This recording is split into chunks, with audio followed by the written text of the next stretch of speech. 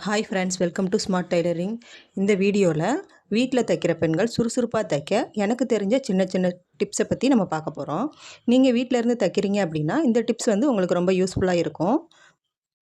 நம்ம வீட்டிலேருந்து ஒரு தொழில் பண்ணுறோம் அப்படின்னா நம்ம தொழிலுக்கான நேரத்தை நம்ம ஒதுக்கணும். அதே நேரத்தில் நம்ம வீட்டு வேலைகளையும் நம்ம வந்து கரெக்டாக செய்யணும். அப்படி இருக்கும்போது நம்ம வந்து வீட்டு வேலைகளை நம்ம வந்து பிளான் பண்ணி செய்யணும். அப்படி பிளான் பண்ணி செஞ்சோம் அப்படின்னா தான் நமக்கு தைக்கிறதுக்கான நேரத்தை ஒதுக்க முடியும். இப்போ நம்ம காலையில் 6 மணிக்கு வீட்டு வேலையை ஸ்டார்ட் பண்ணுறோம் அப்படின்னா 10 மணிக்குள்ளே எல்லா வேலையுமே நம்ம முடிக்கிற மாதிரி பார்த்துக்கணும். அப்படி முடிச்சிட்டோம் அப்படின்னா தான் கொஞ்சம் நேரம் நம்ம ரெஸ்ட் எடுத்துகிட்டு நம்ம தைக்க உட்காந்தோம் அப்படின்னா ஒரு 3 மணி நேரம் நம்ம வந்து தொடர்ந்து தைக்கிற மாதிரி பார்த்துக்கணும். இடையில இடையில எந்திரிக்கிற மாதிரி இருந்துச்சு அப்படின்னா நமக்கு தைக்கிற இன்ட்ரெஸ்ட் வந்து குறையும். அதனால் நம்ம தைக்க உட்காந்தோம் அப்படின்னா எல்லா வேலைகளையும் முடிச்சுட்டு நம்ம தைக்க உட்காந்துடணும். அப்போ தான் நம்ம வந்து இடையில வந்து எந்திரிக்கிற மாதிரி இருக்காது. அந்த 3 மணி நேரத்துக்குள்ள நம்மளால என்ன முடியுமோ ப்ளவுஸோ, சுடிதாரோ, ஆல்ட்ரேஷன் ஒர்க்கோ நம்ம என்னென்ன தைக்கணுமோ, அது எல்லாமே நம்மளால முடிஞ்ச அளவுக்கு நம்ம தச்சு வச்சிரலாம். இப்ப நம்ம வந்து அதுக்கப்புறம் நம்ம வந்து கொஞ்ச நேரம் ரெஸ்ட் எடுத்துட்டு மதியம் சாப்பிட்டுட்டு கூட ஈவினிங் நம்ம கொக்கி கட்டுறது, பட்டன் கட்டுறது எது இருந்ததுன்னா, அத நம்ம வந்து தச்சு எடுத்து வச்சிரலாம். இப்ப மறுநாள் நம்ம வந்து தைக்கிறதுக்கு நாள் நைட்டே நம்ம வந்து எல்லாத்தையும் கட் பண்ணி வச்சிரணும். என்னென்ன தைக்கணும் அப்படின்னு நம்ம வந்து கரெக்ட்டா எடுத்து வச்சுட்டு, நைட்டே கட் பண்ணி வச்சுட்டோம் அப்படின்னா, மறுநாள் தைக்கிறதுக்கு நமக்கு ஈஸியா இருக்கும். நம்ம மறுநாள் காலையில கட் பண்ணிட்டு தைக்க உட்காந்தோம் அப்படின்னா, அதில வந்து நமக்கு டைம் வேஸ்ட் ஆகும். அதனால நாள் நைட்டே நம்ம என்னென்ன தைக்கணும் அப்படிங்கிறதுக்காக கட் பண்ணி வச்சிரணும். அப்படி கட் பண்ணி வச்சுட்டோம் அப்படின்னா தான் நமக்கு மறுநாள் தைக்கிறதுக்கு ரொம்ப ரொம்ப ஈஸியா இருக்கும். அதே மாரி இன்னைக்கு காலையில இப்போ 11 மணிக்கு நம்ம தைக்க உட்கார்றோம் அப்படின்னா, அதே மாதிரியே மறுநாள் காலையிலே நம்ம தைக்கிற பழக்கத்த கொண்டு வரணும். ஏன்னா டெய்லி நம்ம வந்து அந்த டைம்க்கு தைக்க உட்காந்தோம் அப்படின்னா, நம்மளே ஒரு அசால்ட்டா நம்ம அத நாளைக்கு தச்சுக்கலாம் அப்படின்னு நெனச்சோம்னா கூட, அந்த டைம் வரும்போது நம்ம தைக்கணுங்கிற ஆர்வம் நமக்கு தன்னால வந்துரும்.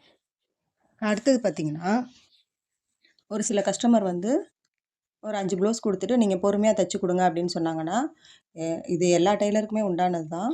நம்ம வந்து அசால்ட்டா வச்சுருவோம். 1 மாசம் ஆனாலும் சரி, 2 மாசம் ஆனாலும் சரி, நம்ம பொறுமையா தானே கேட்டாங்க அப்படின்னு அசால்ட்டா வச்சுருவோம். ஆனா அந்த மாரி இருக்கக்கூடாது. நம்ம வந்து ஃப்ரீயா இருக்க நேரத்தில நம்ம வந்து 2, 2 ப்ளவுஸா நம்ம தச்சு வச்சிரணும். அவங்க தான் பொறுமையா கேட்டிருந்தாங்களே அப்படின்னு சொல்லி நம்ம வந்து அசால்ட்டா எடுத்து வச்சிரக்கூடாது.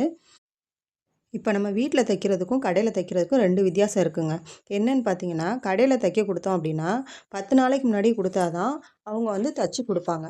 ஆனா, நம்ம வீட்ல தைக்கிறோம் அப்படிங்கிறதுனால, கஸ்டமர் என்ன நெனைப்பாங்க அப்படின்னா, நாள் குடுத்தா கூட அவங்க மறுநாள் குடுத்துருவாங்க அப்படிங்கிற நம்பிக்கையோட நம்மகிட்ட கொண்டாந்து குடுப்பாங்க. அப்படி குடுக்குறவங்களுக்கு அவங்க கேட்ட நேரத்தில நம்ம ஸ்டிச் பண்ணி குடுத்துரணும். அப்படி குடுத்தோம் அப்படின்னா, அவங்க இன்னும் 4 கஸ்டமர்ட்ட சொல்லி நமக்கு வந்து ரெக்கமெண்ட் பண்ணுவாங்க. இவங்க குடுத்தா உடனே நமக்கு ஸ்டிச் பண்ணி குடுத்துருவாங்க அப்படின்னு சொல்லும்போது, நமக்கு அதனால இன்னும் 4 கஸ்டமர் எக்ஸ்ட்ரா கிடைப்பாங்க. அப்படிங்கும்போது நம்ம வந்து அர்ஜென்ட் ப்ளவுஸ் வாங்குனாலும், எந்த டைம்ல கேட்குறாங்களோ, அந்த டைம்ல நம்ம வந்து முடிச்சு குடுத்துறணும். அந்த பழக்கத்த நம்ம வச்சுக்கணும். எப்பவுமே நம்ம வந்து சுறுசுறுப்பா இருக்கணும். ஒரு சிலர் வந்து இப்ப தான் தையல் தொழில் பழகியிருக்கீங்க. என்னால ஒரு ப்ளவுஸ் தான் தைக்க முடியுது. அதுக்கு மேல தைக்க முடியல. ஆனா எனக்கு தைக்கணும்னு ஆசையா இருக்கு அப்படின்னு நினைச்சீங்கன்னா, கண்டிப்பா உங்களாலயும் தைக்க முடியும்.